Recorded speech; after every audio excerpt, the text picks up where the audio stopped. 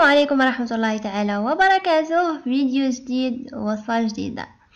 يعني مضمونة. هذه جربتها أكثر من مرة، واللي هي البقرير كما نعرفه في العادة، لكن بعض المرات ما يطلعناش، ما يديرناش هذاك الثقوب حنا اللي نحوسوا عليها. يعني اذا ما شفتش داك الثقوب معناه ماهوش بقرير ابدا. لكن هذه الوصفه هي طبعا بالميكسور وما راحش تاخذ منك الوقت، وكما انها كما قلت لكم مضمونه، جربتها اكثر من مره. يعني هذه مساعدتني كاني يعني بالنسبه لي كمبتدئه ايضا، يعني جربتها هذه وخلاص، يعني ثم نديرها لهم وياكلوها وما تبقاش نهائيا، يعني لانه روعه. ولان طبعا هذه يمكن كنتو سامعين بها، واللي ما سمعش بها يجربها مع هذه ان شاء الله، وان شاء الله تنجح له ثاني وغاديه تهنيكم. عندك الكيله اللي راكي تحوسي عليها. هنا انا جربت برك بالكاس كما يقولوا، كاس تاع الغازوز هذاك العادي اللي يعود مبرج، هذاك استعملته في كل المقادير، يعني في كل المكونات نقدروا به. فهمتوني؟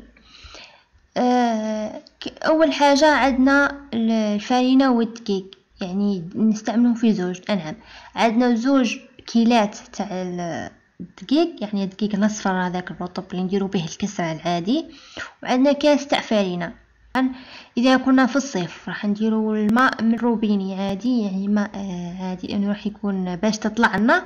اما اذا كنا في موسم الشتاء كما حاليا دركا في هذا الفيديو، حملت الماء وقدرت يعني 4 كيسان، يعني بالكيله اللي قدرتي بها هي نفسها، تفكروها مليح.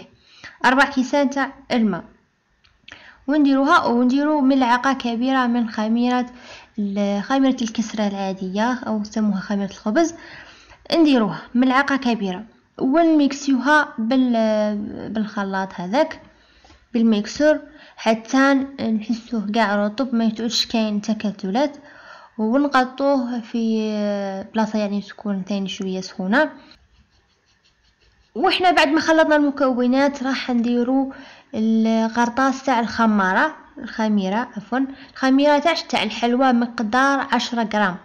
يعني يمكن تلقاو الخميره تاعكم اكثر من 10 غرام، 15 غرام، ثبتوا بها تاع 10 غرام هذا فقط. يعني انا ندير كميه، يعني كميه قليله. يعني اذا كنتوا حابين ضاعفوا الكميه وزيدوا قرطاس خماره، يعني تعود لكم 20 غرام. المهم عندي هذا فقط نديروها، يعني باش نضمنوا فقط طلعته، يعني باش تكون درنا حمراء، والخميره هذه درنا هذيك الفقاعات، ونخليها ترتاح. يعني انتي مره على مره شوفيها، يعني حسب الجو نتاعك، ما نقولكش نص ساعه، ما نقولكش ساعه. يمكن تكون في مناطق تكون بارده نزهه، كاين مناطق تكون سخونه، ما راحش تديلك وقت. اذا كانت هذه اول مره تشاهد فيديوهاتي على اليوتيوب نتمنى تعملوا لي جيم للفيديو، اشتراك بالقناه ليصلكم كل جديد، وشكرا على الدعم. مرحبا مرة أخرى. بعد ما طلع لي راكم تشوفوا فيه الخلط تاعي تاع البقرير، درت له الملح. يعني هذه هي، أنا في رأيي قلت باش ما نديرش من الأول، باش ما تهبطليش الخميرة، وباش ما تطلع، باش يطلع لي الخليط بسرعة. المهم عندي حاجة ثانية هنايا، كما نقولوا قطع، شرميطة، يعني شو نقولوا لها، حاجه تمتص العرق او البخار، طرشونه. هذه هي باش كن طيب لي الحبه تاع البقري تاعي، نحطها فوقها ونغطيها باش تشرب لي هذاك البخار هذاك تاعها اللي يطلع منها، وما يعني ما تعودليش عجين. هذه واحده، هذه خطوه مهمه. عندي هنا كما تشوفوا الخليط هاي كثرتها في المقله. المقله دايرته سبيسيال باش ما يلصقليش اي خليط، يعني دايرته سبيسيال للبقري، يعني شاريينو حاطينو، يعني كنا ندير بقري نجبدو، يعني يكون واجد من ليه به ما يفسدليش.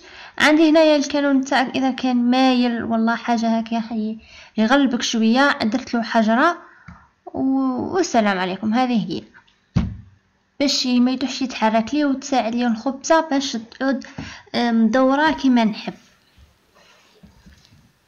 هذه هي. كنعودو نضيفو خبزات تاوعنا.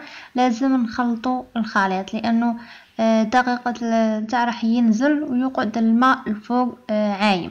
على بها كنعودو نخدمو ونخلطو. هذه خطوة ثاني مهمة. كما راكم تشوفون نحطو ثاني الخليط لازم يكون في وسط المقلاة بارتفاع بسيط فقط.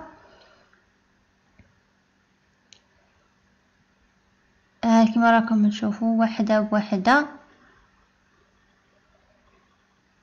شوفوا بسرعة يطيب لك ثاني بسرعة. كما راكم تشوفوا يعطي لك ذاك الفقاعات نتيجة ممتازة. يعني كما نقولوا يحمر لك وجهك قدام ضيافك. تديريه معروف تبعثيه لجيرانكم. هذه الوصفة يعني سهلة سريعة. ديريها فطور ثم ما تاخذكش وقت ابدا. عندك برك كما قلت لكم نحطوه الخليط في مكان دافئ باش يطلع لي بسهوله وبسرعه. كما راكم تشوفوا نتيجه احمر من تحت من فوق داير ذوك الثقوب ومقعر. وهذه هي.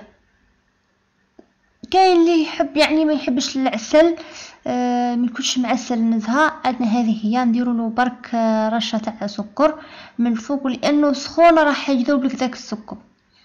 فهمتوني؟ راح يذوب ويعني بكل بساطه. هذه هي مع القهوه تاع حليب ولا قهوه كحله كيما تحبي. ها هو ان شاء الله بالصحه والهنا. ونتمنى ما ينجح لكم ثاني نتوما وتعتمدوها في كل وقت. وصراحة إذا كانت معناها يعني ماهيش قال مرة نجحت لي مرة لا هذه وصفة مضمونة مضبوطة. تحتاج منك برك ديري بالك في الكيلات تبعيها مهما كانت الكيلة تحبي تكبريها ولا تصغريها. المهم العدد تاعها يبقى هو مثلا 2 كيسان او طبعا 2 كيسان دقيق وكاس تاع فرينة 4 كيسان تاع الماء وملعقة كبيرة خميرة وقرطاس خمارة 10 غرام والمليحة وخلطي وهذه تخمر ومنها طيب البقر تاعك ما شاء الله.